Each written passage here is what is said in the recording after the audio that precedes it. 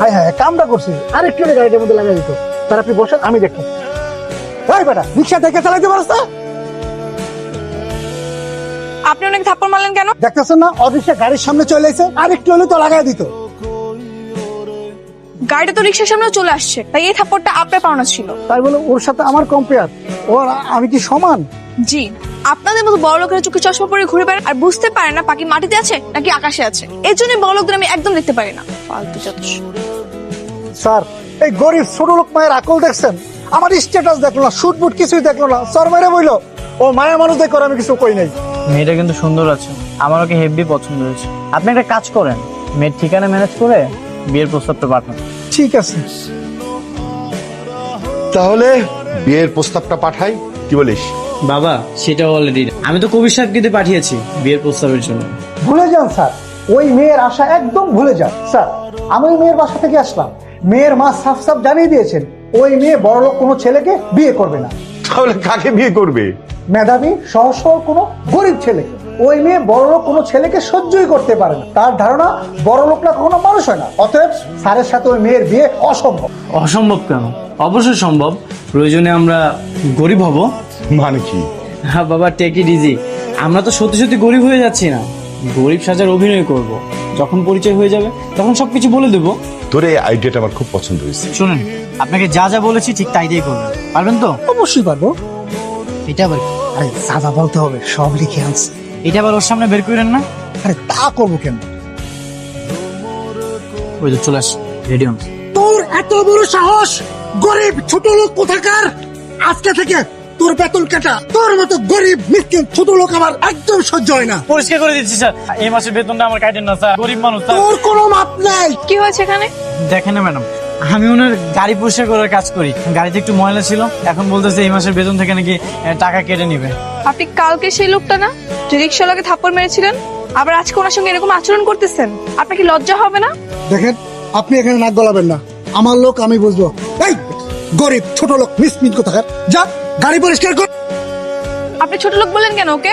ও কি করেছে? ওকে আপনার সঙ্গে তর্ক করেছে নাকি আপনাকে মেরেছে? হ্যাঁ, ছোট লোক হলে আপনি, আপনাদের মতো বড় লোকেরা। আর কখনো যদি দেখেছি গরিবের সঙ্গে এরকম আচরণ করতে, মেরে একদম ঠ্যাং ভেঙে দিব। তোর জন্য আজকে আমাকে অপমানিত হইতে হইলো। তোর চাকরি নট। দেখেছেন ম্যাম, আমার চাকরিটা নট হয়ে গেছে। এখন আমি আমার সংসার কিভাবে চালাবো? আচ্ছা আপনি টেনশন করেন না, আমি দেখছি আপনার জন্য কোনো চাকরির ব্যবস্থা করা যায় কি। আপনি চলুন আমার সঙ্গে। ফারুক ভাই কেমন আছেন? এই তো আপা ভালো আছে, আপনি কেমন আছেন? হ্যাঁ আমি ভালো আছি। ফারুক ভাই, আপনার দোকানে কি খাবার সার্ভ করার মতো কোনো ছেলে লাগবে কাজের জন্য? হপা লাগতো তো, ওই আমগো কামের পোলাটা একটু গ্রামে গেছে, একটা পোলা লাগতো। আচ্ছা আপনি ওকে একটু কাজে নেন, আপনাদের খাবার সার্ভ করা, ডেলিভারি দেওয়া সব কাজেও করে দিতে পারবে। মাস গেলে ভালো একটা মাইনে দিয়েন। আচ্ছা ঠিক আছে আপা, সমস্যা নেই, আমি ওনার কামে নিতেছি। তাহলে তো হলোই, আজ থেকেই তাহলে কাজে লেগে পড়েন। আর পাশেই আমার অফিস, কোনো সমস্যা হলে আমি আপনাকে দেখতে আসবো, ঠিক আছে? ধন্যবাদ আপনাকে। ঠিক আছে ফারুক ভাই, তাহলে আজকে আসি। আচ্ছা আপা ঠিক আছে। ওই তুই কি বললি? এই থালা বাসন সব আমি মাজবো? আমি বেটা এই হোটেলের ম্যানেজার, আমি থালা বাসন মাজবো? কাপড়টা কিন্তু কানপটি গরম করে ফেলাম। আরে থামেন, আপনি কাকে কি বলছেন? উনি হচ্ছে Aryan Chowdhury, Aryan group of industries এর মালিকের একমাত্র ছেলে। কয়টা বাজে? 10টা বাজতে 5 মিনিট বাকি। চলে আসছেন, আপনি সাইডে যান, এই গামছাটা দিয়ে যান। এ কি আপনি এখানে? ফারুক ভাই ওখানে কাজে যাননি? হ্যাঁ গেছিলাম তো, এখন একটু ব্রেক দিচ্ছে। ও, তো কেমন লাগছে কাজ? কোনো সমস্যা হচ্ছে না তো? কোনো সমস্যা হচ্ছে না, সবকিছু ঠিকঠাক। ফারুক ভাই তো কালকে আপনার ব্যাপারে ফোন দিয়ে অনেক প্রশংসা করলো। আপনি নাকি নিজের খাবার না খেয়ে গরিবদের বিলিয়ে দেন, অনেক সৎ নিষ্ঠাবান, সবার সাথে খুব ভালো ব্যবহার করেন। ব্যাপারগুলো আমার কাছে ভালোই লেগেছে শুনে। ও বলে দিয়েছে? হ্যাঁ, আমি তো বলতে মানা করেছিলাম। আসলে ভালো কাজ গোপনে করাই ভালো। তা ঠিক বলেছেন। ও আচ্ছা, আপনার নামটা কি? নামটাই তো জানা হলো না। আমার নাম কবির। কবির, ভালো নাম। আচ্ছা আপনার বাবা কি করে? আমার বাবা সবজি বিক্রি করে। ও, আর মা? আমার মা বাসা বাড়িতে কাজ করে। কি বলেন, সত্যি? হ্যাঁ সত্যি। তাহলে তো আপনার একটা হেল্প লাগবে আমার। আমাদের আগের কাজের বুয়াটা চলে গেছে, এখন আম্মুর রান্না বান্না কাজ করতে অনেক সমস্যা হচ্ছে। আপনি একটু আপনার মাকে বলবেন আমাদের রান্না বান্নার কাজটা করে দিতে। টাকা পয়সা নিয়ে কোনো সমস্যা হবে না। কি হলো, চুপ করে আছেন কেন? করতে পারবে না? হ্যাঁ হ্যাঁ ঠিক আছে, হ্যাঁ আমি পাঠিয়ে দেবো, আমি বলে দেবো সবকিছু।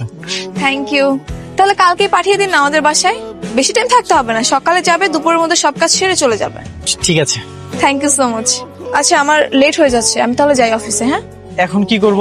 আম্মুকে যে কাজের বউ বানিয়ে দিলাম, আম্মু রাজি হবে তো? অসম্ভব। আরে আমি কিভাবে বুয়া সাজবো? হ্যাঁ, আমি কখনো বুয়ার কাজ করেছি? আর কোন অ্যাঙ্গেলে আমার বুয়ার মতো লাগে? আমার সাথে যায় বুয়া? মা এটাই তো সাসপেন্স, এটা অন্যরকম নস্টালজিক ব্যাপার। তুমি আরো বিষয়টা এনজয় করবে। ওখানে গিয়ে হবু বেআইন হবু বৌমাকে দেখে আসবে, দারুণ এক্সপিরিয়েন্স হবে। মা তুমি রাজি হয়ে যাও। আরে যাও যাও, আমাদের একমাত্র ছেলের জন্য এই কাজটুকু তুমি করতে পারবা না? আমার তো শুনেই বিনোদন লাগছে।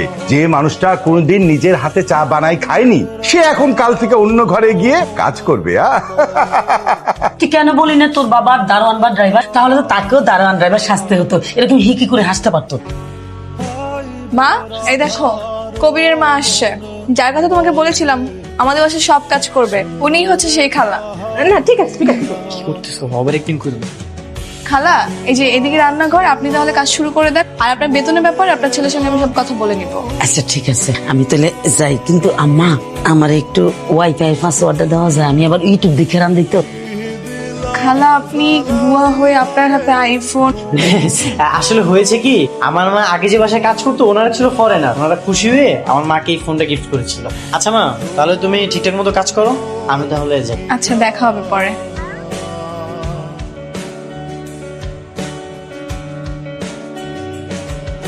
কি স্যার, কাজ হয়ে গেছে?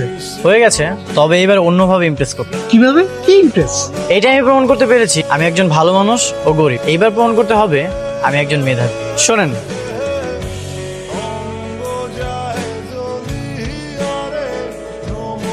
এই যে ম্যাডাম, গরম গরম রুটি চলে আসছে।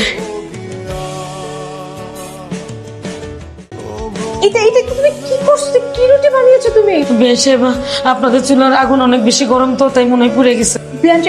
আমাকে তুমি বিয়ানশা বলছো কেন? ভুল হয়ে গেছে।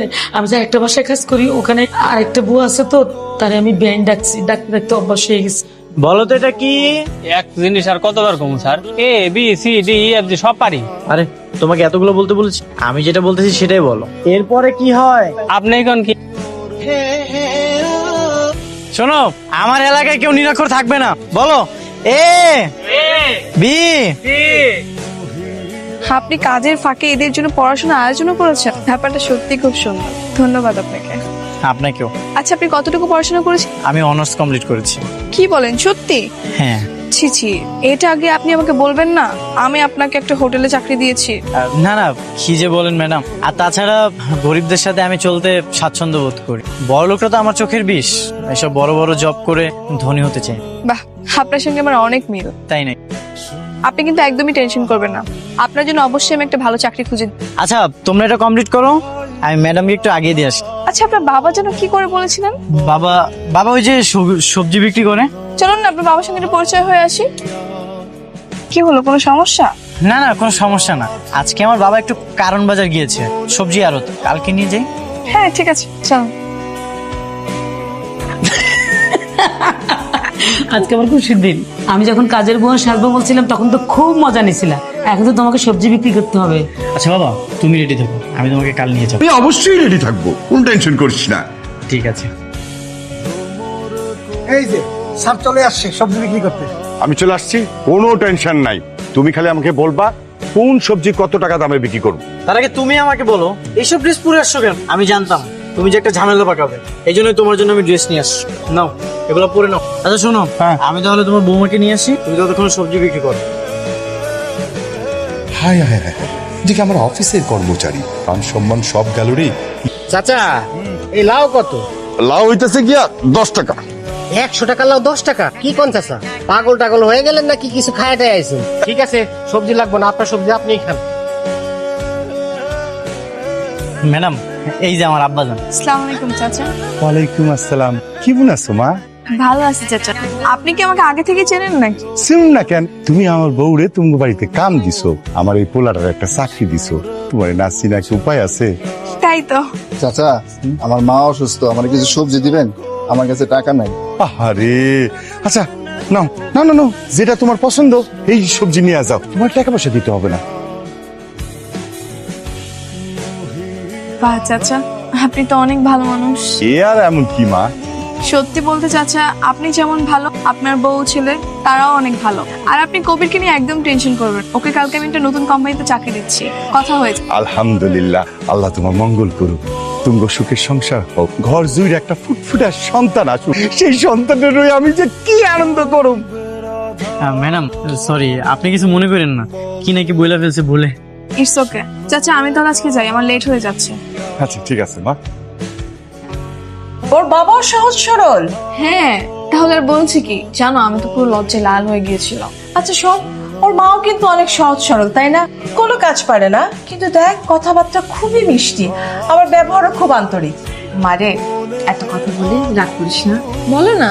শোন, ছেলেটা তো খুবই শিক্ষিত, আবার দেখতে অনেক সুন্দর, মা বাবার ব্যবহার তো খুবই ভালো। তুই তো এরকম একটা পাত্র অনেকদিন ধরে খুঁজছিলি, তাই না মা? কি বলছো? ঠিকই বলছি, তোর তো বিয়ের বয়স হয়েছে, তাই না? তুই তো আবার ধনী পাত্র দেখে বিয়েও করবি না, মেধাবী দরিদ্র ভালো পাত্র তোর চাই। সব দিক থেকে চিন্তা করে দেখলাম এই ছেলেটা তোর জন্য একদম পারফেক্ট। ঠিক আছে, তুমি তাহলে ওর মার কাছে প্রস্তাব রাখো, দেখো কি বলে। তাহলে কালকে ওর মার সাথে আমি কথা বলবো, ঠিক আছে? স্যার, অনেকদিন তো হলো, এখন বিয়ের প্রস্তাবটা দিয়ে দেন। আমিও সেটাই ভাবছি। এ কি, আপনি এখানে কেন? ওর সঙ্গে কি করেন? ম্যাডাম উনি ওনার ভুলটা বুঝতে পারছে, আমাকে আবার কাজে নিতে চায়। আই না, তুমি ওর সঙ্গে কোনো কাজে যাবে না। শোনেন, ও একজন অনার্স কমপ্লিট করা ছিল, ওর আপনার এসে ধোয়া মোছার কাজ করতে পারবে না। আই তুমি না করে দাও। না না, আর গাড়ি দেওয়ার কাজ করাবো না। আমার যে কোম্পানি আছে তার মডেল বানাতে চাচ্ছি, কিন্তু তো রাজি হচ্ছে না। কেন, কি হয়েছে? রাজি হচ্ছে না কেন? কেন রাজি হব? ওনার মতো ধনী অহংকারী লোকের প্রস্তাবে আমি কখনোই রাজি হব না। এই নিন আপনার সানগ্লাস ধরুন, এই নিন আপনার ঘড়ি, এই নিন আপনার ব্লেজারটাও রাখেন। আচ্ছা হয়েছে হয়েছে, শান্ত হও, তোমাকে ওনার কাজ করতে হবে না। আমি তোমার জন্য একটা নতুন চাকরির ব্যবস্থা করেছি, আসো আমার সঙ্গে। মনে রাখেন, আমাকে আর কখনোই রাখবেন না, আর আমি বড় লোক ঘৃণা করি। সত্যি কি আপনি আমার জন্য চাকরির ব্যবস্থা করেছেন? হ্যাঁ, আমার কাজিনের সঙ্গে কথা হয়েছে, ও বলেছে খুব দ্রুতই তোমার চাকরি হয়ে যাবে। এই শোনো, এখন থেকে আর আপনি বা ম্যাডাম কিছুই বলবে না, অনলি আনিকা। ওকে আনিকা। তো বিয়ে কবে করছো তুমি? তুমি যেদিন বলবে। এটাও কি আমার ইচ্ছা করতে হবে? হুম।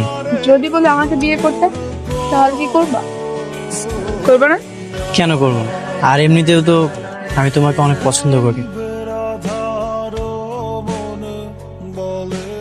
অবশেষে স্যারের বিয়েটা হয়েই যাচ্ছে। কিন্তু বিয়ের দিনও কি আপনারা এই হালতেই থাকবেন? আগে ওদের বাসায় বিয়েটা হয়ে যাক, বিয়ের পরে ও যখন বধূ সেজে আসবে তখন আমরা ওকে সব সত্যিটা বলে দিই। কবি সাহেব, আপনি তাহলে একটা কাজ করেন, বিয়ের সব ব্যবস্থা করে ফেলেন। ঠিক আছে স্যার, এই বিষয়ে আপনার কোনো চিন্তা করতে হবে না, সব চিন্তা আমার। আনিকা, সারপ্রাইজ দেখ, আমি চলে এসেছি। কনগ্রাচুলেশন। থ্যাংক ইউ ভাইয়া। তোর বর কোথায়? আমার সাথে একটু পরিচয় করিয়ে দে। কেন, দেখো না সবাই তো ড্রয়িং রুমে আছে। তাড়াহুড়ো করে এসেছি তো, ঠিক মতো খেয়াল করা হয়। তোর সাথে গিয়ে পরিচিত হব। আচ্ছা যাচ্ছি।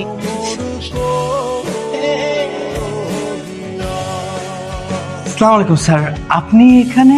আপনিও আছেন স্যার? ম্যাডাম আপনি? কি ব্যাপার, ওদেরকে এইভাবে রেখেছিস কেন? প্লিজ কিছু নিন না। ম্যাডাম বসুন। মানে? ওহো, তোকে তো বলাই হয়নি। উনি হচ্ছেন আমাদের চৌধুরী গ্রুপের চেয়ারম্যান রাইহান চৌধুরী, আর উনি হচ্ছেন তার ছেলে আরিয়ান চৌধুরী, আমাদের সিইও। কি বলছিস তুই? আন্টি, তার মানে কি স্যারের সাথে আনিকার? আরে ওর সাথে তো তোর বোনের বিয়ে হচ্ছে। কি বলছেন? আরিয়ান স্যারের সাথে আনিকার বিয়ে হচ্ছে? এটা তো চরম সৌভাগ্যের বিষয়। এক মিনিট, তুমি কি তাহলে এতদিন আমার সঙ্গে নাটক করেছো? তুমি গরিব নাও? দেখো আনিকা, আমি তোমাকে সবটা বলতাম, এখন যেহেতু জেনেই গেছো তাহলে শোনো। আমি আর কিছু শুনতে চাই না। মা, এই বিয়ে ক্যান্সেল। তুমি ওদের সবাইকে চলে যেতে বলো। তুমি আমার কথাটা বোঝার চেষ্টা করো।